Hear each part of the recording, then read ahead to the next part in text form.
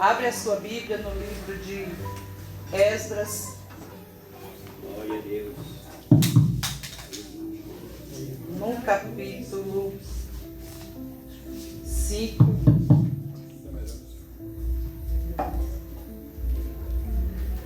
No capítulo 5, a partir do versículo 1.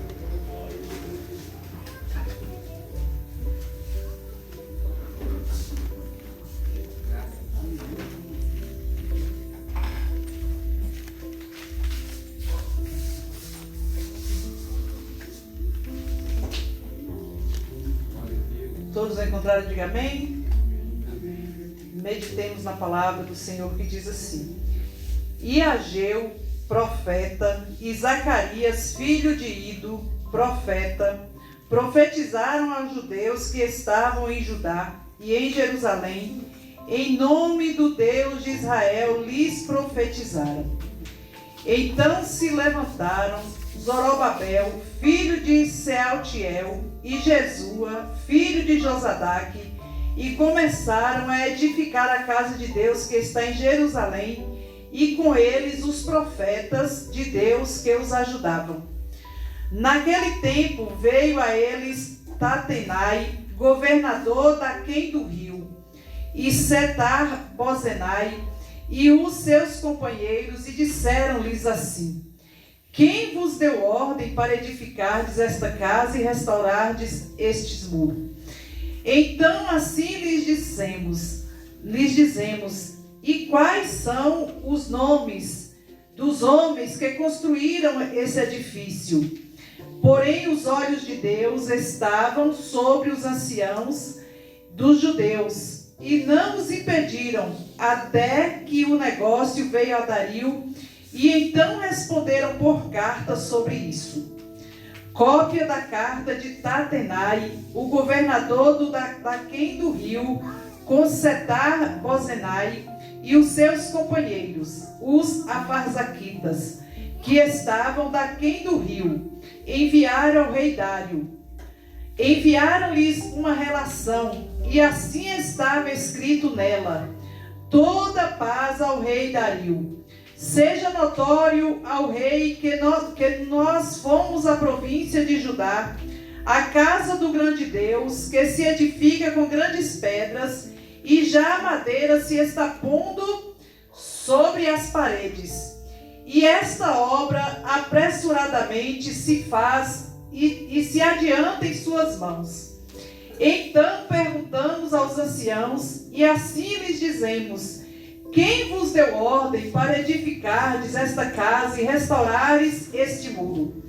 Demais disso, lhes perguntamos também pelos seus nomes, para tus declararmos, para que te pudéssemos escrever os nomes dos homens que são entre eles os chefes. E esta resposta nos deram dizendo: Nós somos servos do Deus dos céus e da terra, e reedificamos a casa que foi edificada muitos anos antes, porque um grande rei de Israel a edificou e aperfeiçoou. Mas depois que nossos pais provocaram a ira do Deus dos céus, ele os entregou nas mãos de Nabucodonosor, rei da Babilônia, o caldeu, o qual destruiu esta casa e transportou o seu povo para a Babilônia. Porém, no primeiro ano de Ciro, rei da Babilônia, o rei Ciro deu ordem para que esta casa de Deus se edificasse. E até os utensílios de ouro e de prata da casa de Deus, que Nabucodonosor tomou do templo que estava em Jerusalém, e os meteu no templo de Babilônia, o rei Ciro os tirou do templo de Babilônia, e foram dados a um homem cujo nome era Sesbazar, a quem nomeou governador. E disse-lhes: Toma estes utensílios e vai levá-los ao templo que está em Jerusalém, e faz edificar a casa de Deus no seu lugar. Então veio dito Sesbazar e pôs os fundamentos da casa de Deus que está em Jerusalém. E desde então para cá se edificando, e ainda não está acabada. Agora, pois, se parece bem ao rei, busque-se lá na casa dos tesouros do rei, que está em Babilônia, se é verdade haver uma ordem do rei Ciro para edificar esta casa de Deus em Jerusalém. E sobre isso nos faça o rei saber a sua vontade. Amém? Maravilhoso Deus, Pai Santo e amado, nós estamos aqui diante da Tua poderosa palavra, meu Deus. E pedimos pela Tua graça e misericórdia que o Senhor venha falar conosco nesta noite, Pai. Que os nossos corações estejam atentos para receber a Tua palavra. Que a cada dia o Senhor venha colocar em nosso coração muito amor pela Tua palavra. Nos ajude a desejar a Tua palavra, Senhor, em nossos corações. E a sermos edificados por ela, meu Pai. Que nesta noite a Tua palavra venha ser aplicada em nossos corações. E nós possamos sair daqui renovados, meu Senhor da glória, com o desejo de Te servir melhor, porque essa é a nossa intenção, Senhor. Vem nos ajudar por graça e por bondade, meu Deus. Fala poderosamente aos nossos corações, nos exortando, nos consolando, nos corrigindo, através do poder da Tua palavra, Senhor.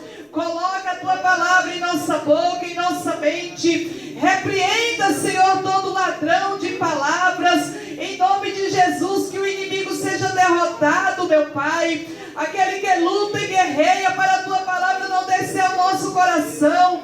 Repreenda nesta hora pelo Teu poder. E manifesta a Tua palavra no meio da Tua igreja. Em nome de Jesus Cristo, nosso Salvador. Nós oramos a Ti, meu Pai, em nome de Jesus, amém. Graças a Deus, aleluia, louvado seja Deus. Igreja do Senhor Jesus, nós estamos aqui diante desta maravilhosa palavra no livro de Esdras. Estamos estudando todas as quintas-feiras este maravilhoso livro, em que Deus tem nos ensinado muito até aqui, não é? No capítulo 1 nós aprendemos que Deus usou Ciro, um rei pagão que não era judeu, mas Deus usou a vida dele para poder fazer com que o seu povo exilado em Babilônia voltasse para Jerusalém, com grandes providências, não é? Que este rei ordenou que fosse dada ao povo de Deus. Apesar dele não ser um judeu, como nós aprendemos, mas Deus usou a vida dele para poder transportar o seu povo novamente para a Babilônia, para Jerusalém, como nós aprendemos no capítulo 1. No capítulo 2, nós vemos a lista de uma multidão de gente que voltou para Jerusalém, não é? No capítulo 3, nós vemos a alegria do povo. A alegria dos mais jovens por estar se cumprindo tudo aquilo que Deus havia ordenado um dia, através do profeta Jeremias, que iria acontecer. E talvez eles só ouviam falar e agora eles estavam vendo. E também os mais velhos que ficavam ali nas lembranças, não é? Do tempo de Salomão, do que Salomão havia feito. E talvez uma dúvida no seu coração, uma interrogação. Se seria possível novamente um templo tão poderoso como aquele ser reconstruído, não é? Ali estava a preocupação dos anciãos, mas os mais jovens estavam aproveitando para adorar, para dançar, para cantar, para glorificar a Deus por tamanha vitória. E no capítulo 4, na semana passada, nós aprendemos e estudamos sobre as oposições, as pelejas que o povo de Deus enfrentou por conta da construção do templo. No capítulo 3, eles chegam a construir o altar da adoração a Deus, e isso trouxe muita alegria. Mas no capítulo 4, eles foram vencidos pela oposição. Eles foram vencidos por inimigos que se levantaram contra eles, por conta daquela obra estar sendo construída, e por conta disso eles pararam. Eles estacionaram. E não deram mais continuidade à obra. Foram cuidar das suas casas, foram cuidar dos seus trabalhos, foram construir suas famílias e deixar o templo. Alguns historiadores dizem 10 anos, outros dizem 15, outros dizem 16. Então, de 10 a 16 anos, esta obra ficou parada. Quanto prejuízo, hein?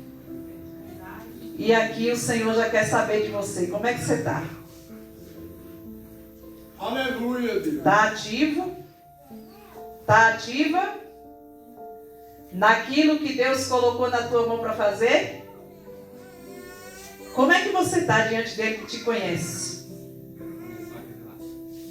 Como é que você está? Hein? A Bíblia nos diz que Deus enviou Zorobabel. E Zorobabel estava ali, irmãos, com uma ordem do próprio rei Ciro. Foi entregado na mão dele a autoridade e o poder para que ele fosse o governador e o chefe de tudo aquilo. E ele veio com muito ânimo. Zorobabel era um judeu que não tinha ido de Jerusalém para a Babilônia. Ele nasceu na Babilônia, mas ele tinha a sua linhagem, né, o seu sangue de judeu. E ele foi mandado para cá com a missão de reconstruir o templo. O rei Ciro viu essa capacidade em Zorobabel. Não foi à toa, porque ele era da linhagem do rei Davi, não é? E foi visto nele a coragem e a capacidade, né? Porque quando o rei colocaria algo tão grandioso na mão de Zorobabel, porque ele viu nele capacidade para fazer aquilo. E além de ver nele capacidade, entregou na mão dele e capacitou ele mais ainda do que ele necessitava, dos recursos que ele precisava para reconstruir o templo. E eles chegaram em Jerusalém com muito ânimo, com muita vontade de trabalhar, com muita vontade de fazer a obra, com muito desejo de ver aquele templo reconstruído. Mas como nós dizemos, já dizemos e aprendemos na semana passada, a oposição, as calúnias, os levantes lhes abateram. E eles pararam. E naquilo ali, Zorobabel se acomodou. Né? É tão bom ficar na zona de conforto. Aleluia. Lá onde nós ficamos bem à vontade, ninguém está nos vendo, ninguém está se levantando contra nós, porque nós não estamos fazendo nada, então ninguém tem nada para falar da gente, e aí a gente está ali, né? E nós, como seres humanos, gostamos muito de conforto. Às vezes a gente tem um carro e tem desejo de ter um carro melhor, para nos proporcionar mais conforto. Às vezes a gente tem uma casa e tem desejo de ter uma casa melhor, para nos proporcionar mais conforto. Quando nós vamos comprar um sapato, nós queremos experimentar para ver se aquele sapato realmente vai nos trazer conforto. Então, conforto é algo muito bom. Não é? Quem é que não quer conforto? Um pai de família, um homem da casa, trabalha duramente e às vezes ele morre sem conseguir. Mas a intenção dele é trabalhar para dar um conforto para a sua família. Então, conforto é muito bom, mas também muito perigoso. E principalmente quando se diz em relação à obra de Deus. Zorobabel, ele se acomodou, né? Como quando nós estamos na nossa casa e sentamos no nosso sofá, com a nossa coluna ereta, né? E sentamos ali, mas estamos na nossa casa e vamos escorregando.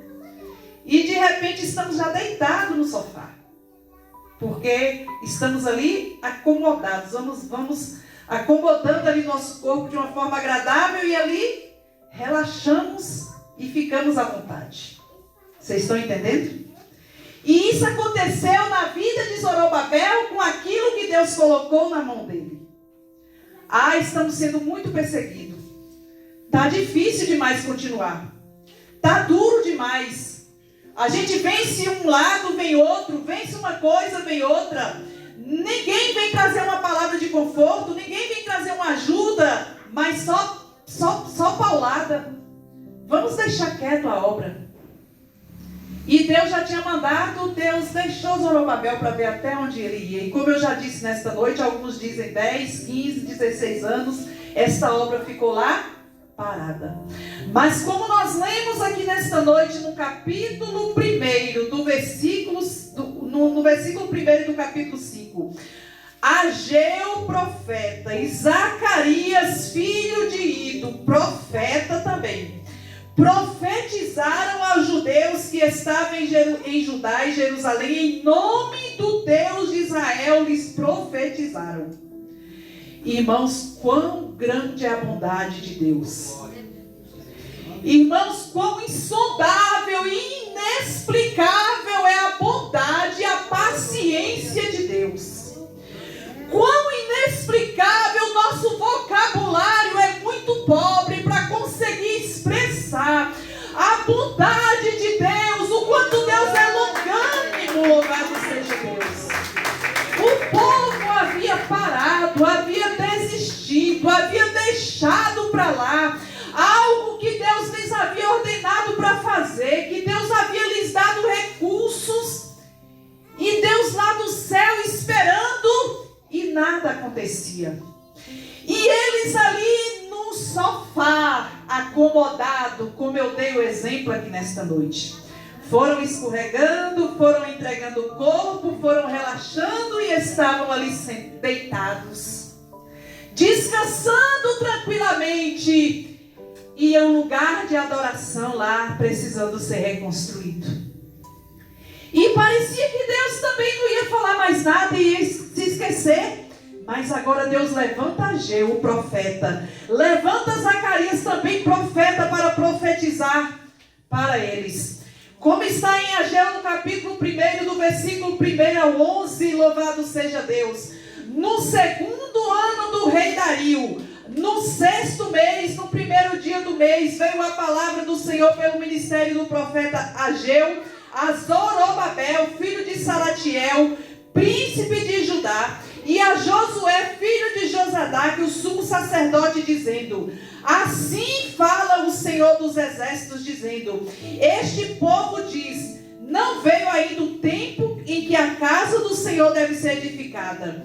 Veio, pois, a palavra do Senhor pelo ministério do profeta Ageu, dizendo: é para vós também tempo de habitardes nas vossas casas estucadas, e essa casa há de ficar deserta? Eles tinham na cabeça deles que não era tempo de fazer a casa de Deus, sendo que Deus mandou eles para lá para fazer, irmãos. Vocês estão entendendo quanto a acomodação, o que a acomodação é capaz de fazer? Quão perigoso é nós nos acomodarmos, irmãos. Quão perigoso é nós ir nos acomodando. E acomodar, irmãos, não é da noite para o dia, não.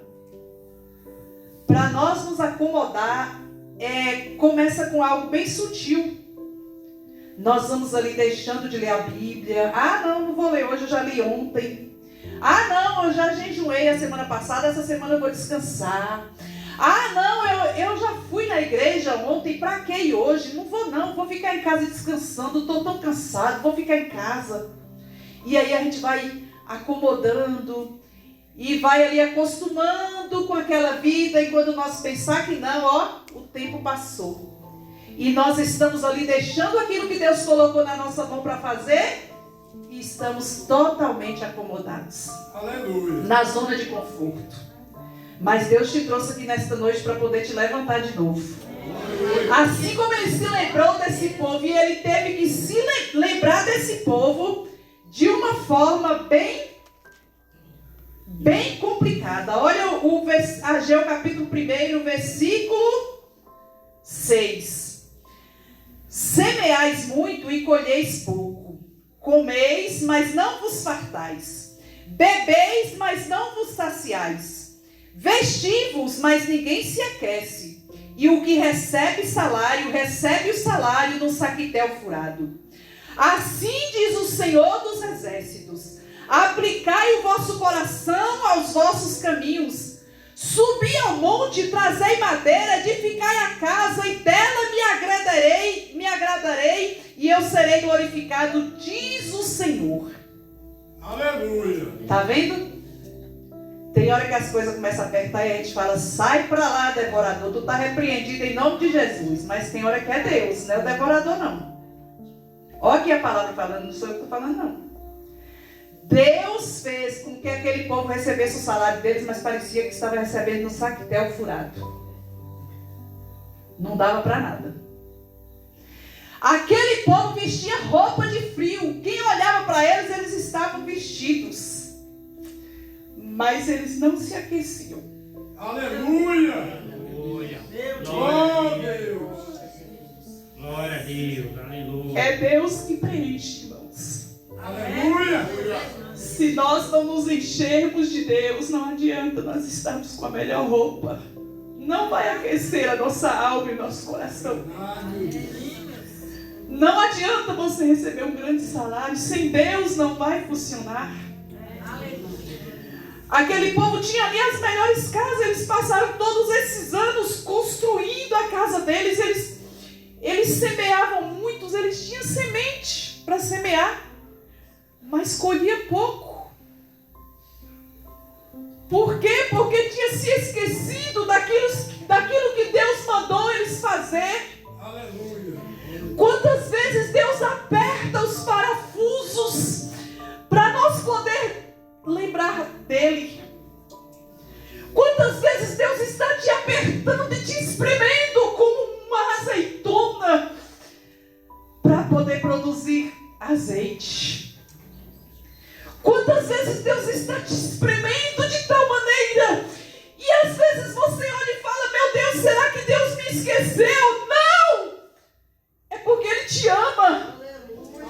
É porque você é filho dEle. Você não pertence a este mundo. Ele te ama e Ele não quer te perder. E Ele sabe que se Ele não apertar as coisas, você não vem.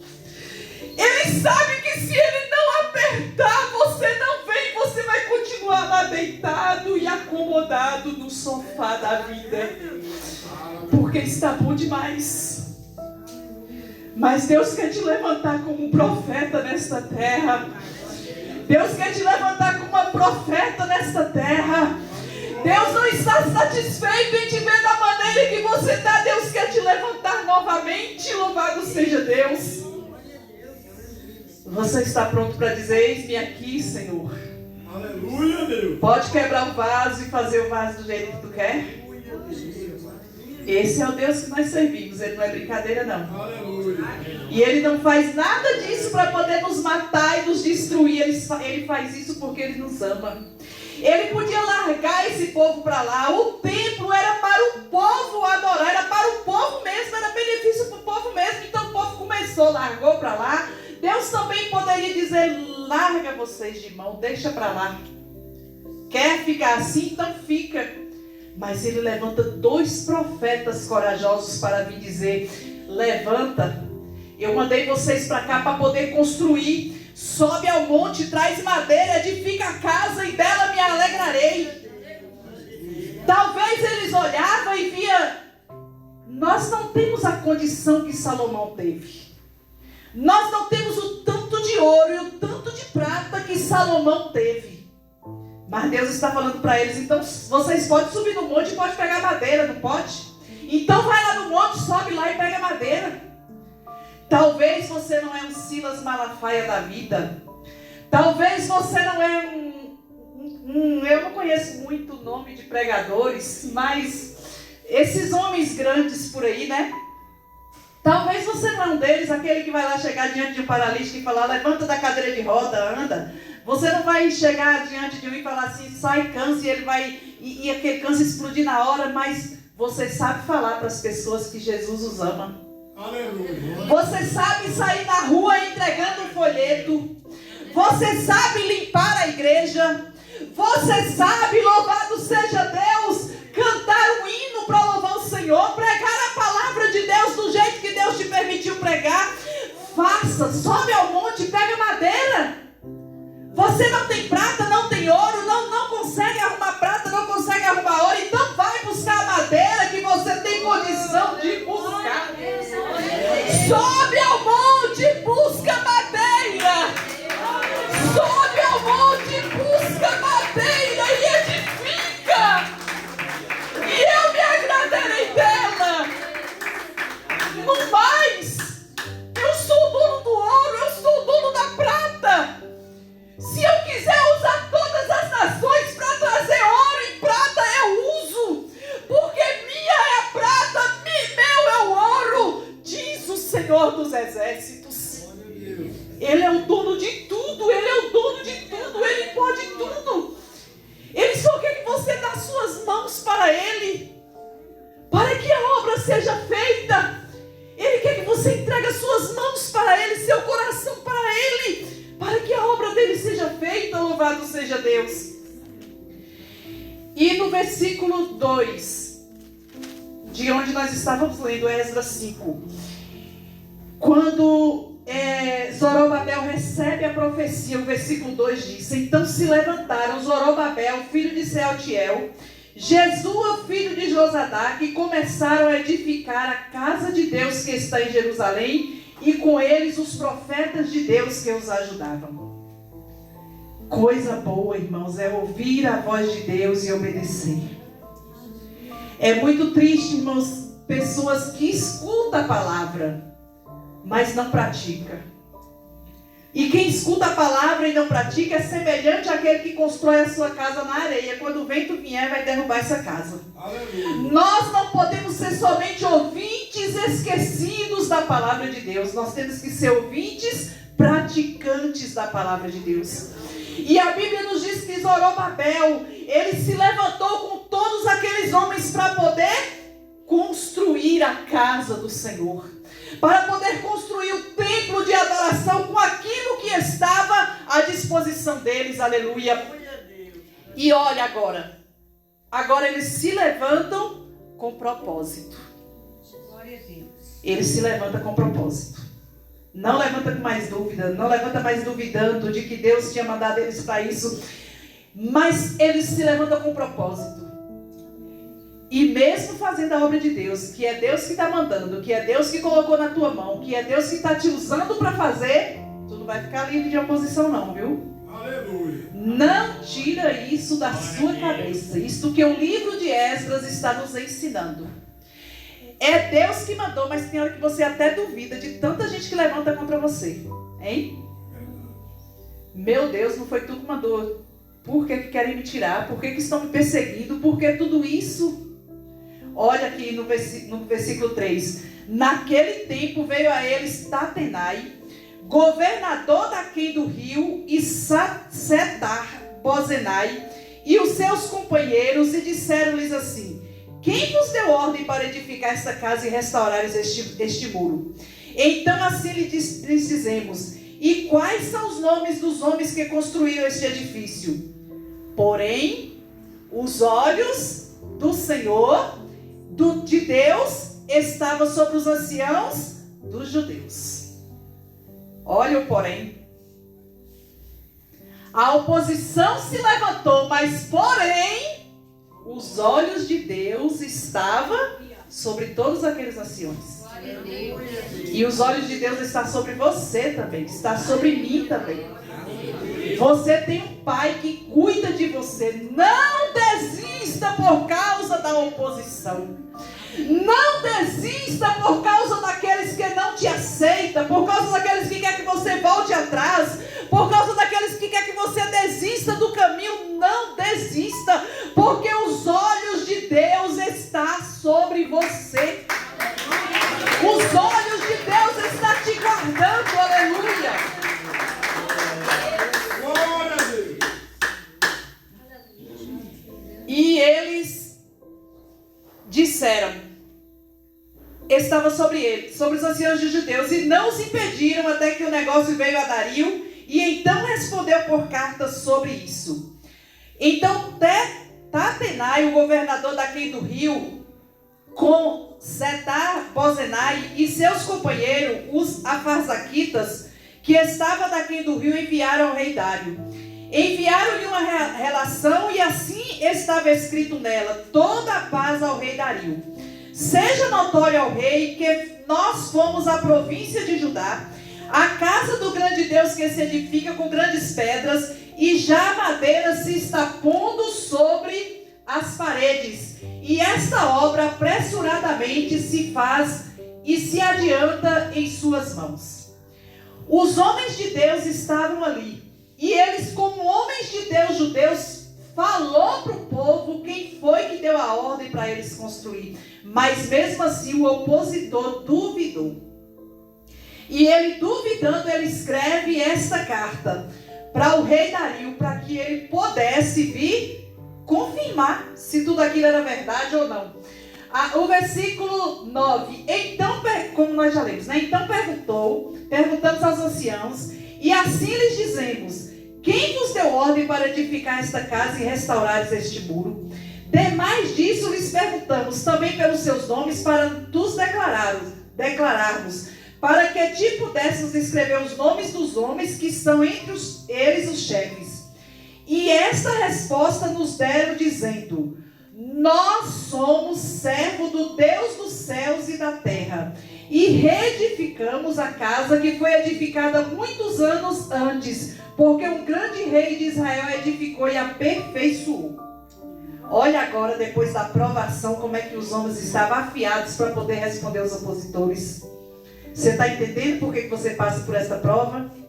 Você está entendendo por que você passa por essa dificuldade? É para a sua casca engrossar, viu? Aleluia. Você que está aí com essa casca fininha, que se uma irmã passar na igreja por você, cansada da correria, e não lembra de te dar a paz do Senhor, não lembra de pegar de sua mão, você já vai embora triste. Está com a casca fina demais. Aleluia. E para engrossar essa casca é só através de provação, de luta, de choro, de dor, através de cova de leão, de fornalha de fogo aquecida 7 vezes. É assim que a casca engrossa. Aleluia. E aqui agora eles já estavam com a casca mais grossa, ó. Eles respondem dizendo: nós somos servos do Deus que fez o céu e a terra. Aleluia. Nós somos servos dele, nós só temos isso para dizer para vocês. E continuaram edificando. Louvado seja o nome do Senhor dos Exércitos. Eles não pararam desta vez, mas eles continuaram edificando, aleluia, porque agora eles já estavam mais preparados depois da provação. Glória a Deus. Louvado seja Deus. E eles contam, né, que foi feito antigamente por um grande rei, que foi pelo rei Salomão. E aí eles contam a história. Nossos pais provocaram a ira de Deus do céu, e Deus os entregou na mão de Nabucodonosor, rei da Babilônia. O Deus que não pode se brincar com ele. Deus é fogo. E Deus, antes de levar esse povo e entregar nas mãos de Nabucodonosor, levar eles para a Babilônia, Deus avisou várias vezes através de Jeremias que Deus queria que eles se convertessem, né? Deus chega para Jeremias, manda Jeremias descer na casa do oleiro, olhar ali Deus, o oleiro refazendo o vaso, e Deus pergunta: eu não posso fazer de vocês também como está fazendo esse oleiro, ó casa de Israel? Eu quero consertar vocês, eu quero refazer vocês. Mas eles não quiseram. Outros profetas vinham e diziam: não, Deus não vai fazer isso não. Deus está mandando dizer que Ele não vai fazer isso porque Ele ama vocês. Ele ama seu povo. Deus não vai maltratar seu povo não. Mas o povo ia ali só se afastando e se afastando de Deus, adorando os outros deuses e fazendo aquilo que desagradava ao Senhor. Até que se cumpriu a palavra de Deus e eles foram entregues cativos. Começar no versículo 12... para Babilônia, foram transportados para a Babilônia. E eles contam, como nós aprendemos no capítulo 1. Porém, no primeiro ano do rei Ciro, rei da Babilônia, o rei Ciro deu ordem para que essa casa de Deus se edificasse. Eles estão contando a história, né, para este inimigo, mas não pararam a obra. Agora eles estão conversando, mas eles não param a obra do Senhor. E até os utensílios de ouro e de prata da casa de Deus que Nabucodonosor tomou do templo que estava em Jerusalém e os meteu no templo de Babilônia, o rei Ciro os tirou do templo de Babilônia e fora dado a um homem cujo nome era Sesbazar, a quem nomeou governador. Olha como Deus trabalha, né, irmão? Tudo que foi de gente e de utensílios também, Deus fez voltar atrás. Ninguém pode brincar com os vasos de Deus. Aleluia. Ninguém pode fazer o que quer com os vasos de Deus. Os vasos de Deus estavam ali em Babilônia, no templo de Babilônia, mas Deus tocou em Ciro para ele ir lá pegar os seus vasos, para até os vasos irem junto com o povo. Deus, ele tem zelo daquilo que é consagrado a Ele. Deus, Ele tem cuidado daquilo que é consagrado a Ele. Ele não deixa ser destruído, Ele não deixa de qualquer maneira. Louvado seja o nome do Senhor. O versículo 16. Então veio dito Esbazar e pôs os fundamentos da casa de Deus que está em Jerusalém. E desde então para cá se está edificando e ainda não está acabada. Agora, pois, se parece bem ao rei, busque-se lá na casa dos tesouros do rei que está em Babilônia, se é verdade haver uma ordem do rei Ciro para edificar esta casa de Deus em Jerusalém, e sobre isso nos faça o rei saber a sua vontade. Está aqui na carta, né, que ele estava enviando para o rei Dario. Ele queria prova. Ele queria testemunha da boca do rei, se realmente o rei tinha dado ordem para que aquela casa fosse construída. Quanto à ousadia do inimigo, né, irmãos? O inimigo, ele é astuto. E ele não para com pouca coisa, não. Ele não para na primeira insistida que ele dá e você nega. Ele não para, não. Ele procura outro meio para poder vir, para poder tentar te derrotar, para poder tentar te destruir, para poder tentar te desanimar, para fazer você se acomodar e abandonar aquilo que Deus colocou na tua mão. Mas nós louvamos ao Senhor, porque o nosso Deus, Ele é um Deus cuidadoso. Irmãos, nesta época aqui, nós vemos a reconstrução de um templo humano que era feito com madeira, com pedra, com massa, com cimento, né? Se fosse nos nossos dias, com tijolinho. Um templo como esse, que nos nossos dias não deixa de ser importante. Se nós não tivéssemos um templo como esse aqui, construído dessas matérias-primas aqui, a gente ia ter que ficar cultuando cada noite em uma casa. Todo dia a gente ia ter que ir um dia para a casa da irmã aqui, nós tudo para a sua casa, irmã. Aí no outro dia ia para a casa da outra irmã, e no outro dia todo para a casa da outra, porque a gente não tinha um espaço físico para poder congregar. Então é muito importante um templo que é construído e consagrado a Deus, para poder o povo dele se reunir, continua sendo importante, não é? Mas hoje o templo que Deus está preocupado, vamos usar assim as nossas palavras, porque Deus não se preocupa, vamos dizer interessado, né? Interessado em reconstruir é você. Como você está diante de Deus hoje? O que está precisando ser reconstruído na sua vida espiritual?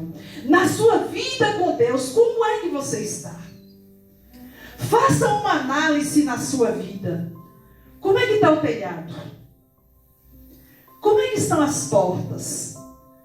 Como é que estão as janelas? Estão bem fechadas? Você tem dado brechas?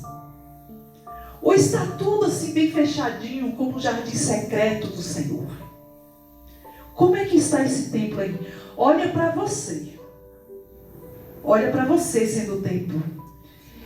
E lembra desse templo aqui construído, com telhado, com cobertura, com portas, com janelas, e olha para você. Como é que está? Como é que você está? Eu não te conheço, você não me conhece. Mas você se conhece. E Deus também te conhece. E aquilo que está em falta, apresenta para Ele nesta noite. Ele é o grande arquiteto e Ele quer reconstruir. Aleluia! Jesus, Ele veio para reconstruir, para refazer. E Ele está aqui nesta noite, Ele te trouxe aqui hoje para te dizer que Ele quer te refazer de novo. Independente da condição que você está. Aquele templo ali havia sido totalmente destruído, totalmente. Não tinha nada de pé. E Deus os usou para levantar de novo. E você, como é que você está? O que está precisando ser reformado? O que está precisando ser refeito na tua vida? Conta para o Senhor nesta noite, é isso, Senhor. Reconheça diante de Deus o que é que está precisando. E ainda que esteja alguém aqui numa condição tão precária, como o filho pródigo, desejando comer a ração dos porcos. Se você dizer, levantar-me-ei e irei ter com meu pai, levantar-me-ei, você tomar a decisão de dizer, levantar-me-ei, eu quero, eu vou para o Senhor. Eu já entendi que sem o Senhor não dá. Sem o Senhor o salário é como receber um saco furado. Sem o Senhor é vestir roupa e não se aquecer. Sem o Senhor é plantar muito e colher pouco. Eu já reconheci isso e eu quero o Senhor para a minha vida. Não importa quanto tempo você tem de crente. Não importa o quanto você já fez um dia. Eu estou dizendo do hoje, do agora. Como é que está? O que está precisando ser mudado? Qual brecha está precisando ser fechada? Como é que você está? Você tem sentido fome? Hein? Quando você está sozinho, você tem sentido fome? Você sente que tem um buraco dentro de você, um vazio na sua vida espiritual? Jesus está aqui para te alimentar nesta noite.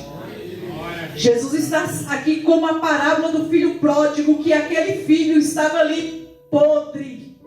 Estava podre no pecado e na sujeira, mas ele tomou a decisão de dizer, levantar-me-ei e irei ter com meu pai. E quando ele chega, o pai já estava na porta ali esperando. O pai já estava ali num lugar que ele nunca havia saído, na porta esperando, com roupa nova, com anel novo, com banho preparado, com comida, com grande festa, para poder receber aquele filho e lhe restaurar.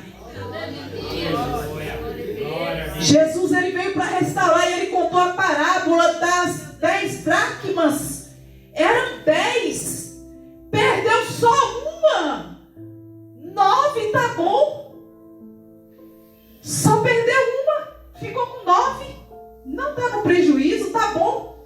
Mas a mulher vai lá, acende a luz, vai à casa, convida as vizinhas para lhe ajudar a achar, até ela encontrar a dracma perdida, mas ela não aceitou perder. Uma coisinha pequena, hein? Mas se está desagradando o Senhor, Ele quer fazer você se reencontrar nesta noite com Ele. Ele quer te trazer de novo para você ser aquela mulher de antes, aquele homem de antes. Ele quer te reconstruir, louvado seja Deus. As ovelhas eram 99, foi embora uma, desgarrou uma. Ele deixa as 99 para poder ir lá buscar uma. Deus é o Deus que reconstrói. Ele é o Deus que refaz aquilo que foi quebrado, aquilo que foi destruído. Ele é o Deus que refaz novamente. Basta tão somente nós nos colocar nas mãos dele. Pedro, o homem que se achava, Senhor, se for preciso eu ser pendurado na cruz em teu lugar, eu vou. De tanto que eu te amo, Senhor, te considero, eu sou teu amigo, tá pensando? Eu morro lá na cruz, mas eu não deixo de crucificar não. E Jesus olha para ele e fala, ô, coitado de tu, Pedro. Antes que o galo canta, tu vai me negar 3 vezes. Aí ele, Senhor, eu não nego não. Se for preciso eu ir à morte, mas eu não te nego por nada. E daqui a pouco está Pedro lá negando o Senhor. O templo caindo e desmoronando. O templo caindo por terra, desmoronando. E Jesus olha para Pedro naquela hora, quando ele nega pela 3ª vez e o galo canta. E quem sabe Pedro naquele olhar leu assim no olhar de Jesus. Não te falei que tu ia me negar? Mas ao vermos o que aconteceu depois, nós podemos dizer, Jesus falando, eu vou te restaurar. Eu vou te refazer. Eu não quero te perder não. Eu não quero te perder não. Eu não vou te perder. E após Jesus morrer, ressuscitar, Jesus tem um encontro com Pedro novamente. E quando Pedro vê Jesus, ele mergulha no mar de vergonha, no rio. Ele mergulha ali e se esconde porque ele estava totalmente nu. Não só nu de roupa, mas espiritualmente ele estava totalmente acabado. E talvez ele queria ver qualquer pessoa vendo Jesus, porque ele tinha falado e garantido como homem e não garantiu a palavra. E talvez ele ficava ali batendo na cabeça de Pedro, como muitas vezes bate também na nossa cabeça, de que Jesus ia lançar em rosto o que ele havia feito. Eu te falei lá que você ia me negar, você jurou que não ia, hein? E me negou. Cadê tua palavra, homem velho? Cadê? Não garantiu tua palavra? Aleluia! Mas Jesus olha ali para ele e fala: prepara alguma coisa para a gente comer. Aleluia! Glória a Deus. Aleluia.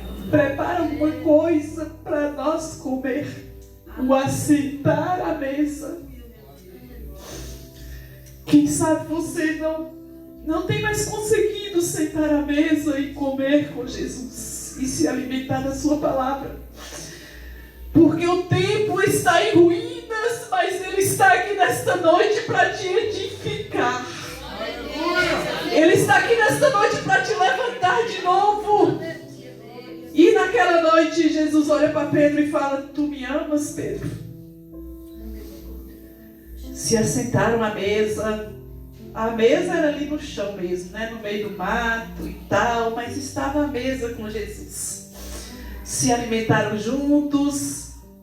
Quem sabe Pedro se lembrou da noite da Santa Ceia, quando eles se alimentaram juntos, a ceia do Senhor, a última ceia, que seria com o Senhor.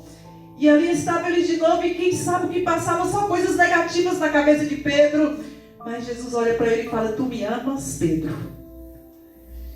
E ele fala: eu te amo, Senhor. E Jesus fala: tu lembra lá daquele dia que eu te entreguei as chaves? Apacenta as minhas ovelhas. O nosso trato continua. O nosso trato continua. Não caiu por terra, não. E ele olha para Pedro de novo e fala: tu me ama, Pedro? E Pedro fala: eu te amo, Senhor. E Jesus torna a falar para ele: então apacenta as minhas ovelhas. Está nas tuas mãos, eu te entreguei, Pedro. E Jesus olha para ele de novo: tu me amas, Pedro? Negar Jesus 3 vezes foi tão fácil, mas falar 3 vezes que ama: Senhor, tu sabes tudo. Tu sabes que eu te amo. Então apacenta as minhas ovelhas. E estava ali Pedro restaurado. Aquele homem que no dia de Pentecoste pregou e ganhou quase 3.000 almas para o reino de Deus. Aquele homem que não se calou mais. E segundo a história, quando ele foi morrer, ele seria morto na cruz, pendurado também. Mas ele disse: me pendura de cabeça para baixo, porque eu não sou digno de ser pendurado como meu Senhor foi. Aleluia! Foi restaurado ou não foi? Está aqui o Deus que restaura templos. Aleluia! Está aqui o Deus que refaz templo. Louvado seja Deus. Independente de como você está nesta noite, independente de como você está neste dia, o Senhor está dizendo: eu não quero te perder, eu não vou te lançar fora. Venha tão somente a mim, caminha para mim, toma a decisão de me servir em espírito e em verdade.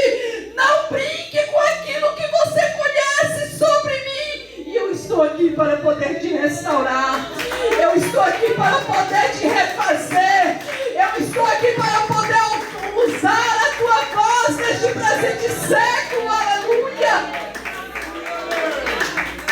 Quem sabe tem alguém aqui nesta noite que você já até pensou em voltar para a sua antiga profissão de pescador. Pedro se sentiu tão acabado, tão derrotado, que ele falou, agora a única solução é voltar para o mar para poder pescar. Mas Jesus não tinha chamado ele para pescar peixe, Jesus tinha chamado ele para poder pescar homens.